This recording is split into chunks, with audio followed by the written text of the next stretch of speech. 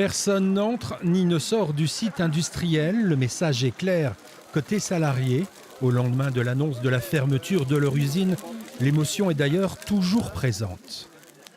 Les gens sont choqués, très choqués. Tout à l'heure, on a 3 personnes qui ont pleuré parce que plus d'emploi, ils ont des familles, retrouver du travail. Là, ils annoncent qu'on va fermer directement l'usine. On ne dit même pas qu'on va chercher un repreneur.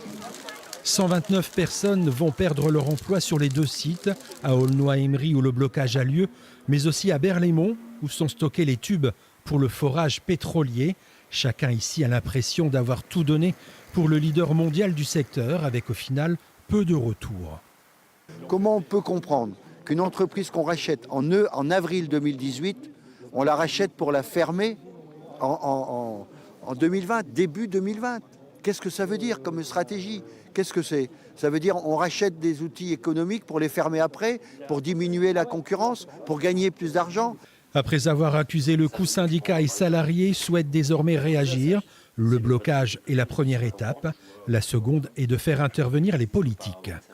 On en appelle vraiment à la responsabilité du gouvernement. On en appelle vraiment à la responsabilité des élus locaux. C'est une société qui a été vendue à un groupe américain, au leader mondial américain.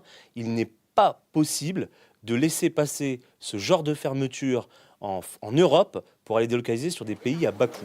129 salariés qui perdent leur emploi en début d'année. Le coup est dur. Face aux propriétaires américains, le combat ne fait que commencer.